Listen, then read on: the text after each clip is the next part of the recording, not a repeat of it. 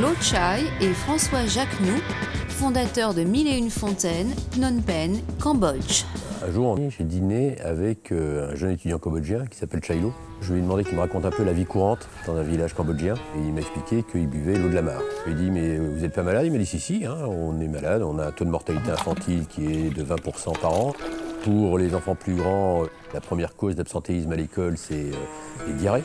Je me suis dit, on ne peut pas laisser les gens boire l'eau de la mare et être malades comme ça. Et il faut faire quelque chose. La solution, purifier l'eau des mares et la vendre 1 centime d'euro par litre à des familles qui vivent en dessous du seuil de pauvreté. Au départ, les investisseurs potentiels ont tous réagi pareil. Ils nous ont dit, ouais, si votre idée est vachement sympa, ça ne marchera jamais. Mais il y en a un qui nous a dit, c'est sympa, ça ne marchera jamais, mais ça vaudrait la peine d'essayer. La première station Fontaine a vu le jour en 2005. Depuis, Lo Chai, l'étudiant devenu entrepreneur, en installe plusieurs par mois. L'eau croupie est d'abord filtrée dans des bassins. Elle est ensuite désinfectée par des rayons ultraviolets, puis conditionnée en bonbonnes et livrée à domicile.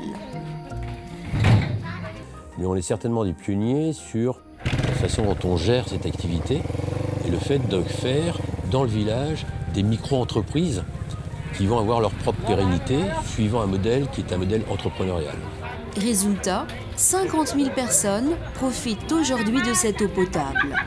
Cela reste néanmoins une goutte d'eau face à l'immensité des besoins. Il y a 900 millions de personnes qui vivent en milieu rural sans aucun accès à l'eau potable. Donc moi, je suis un éternel frustré. C'est-à-dire que j'aimerais bien effectivement que ça aille toujours plus vite. Alors, prêt à aider 1001 Fontaines pour accélérer l'accès à l'eau potable dans les campagnes ?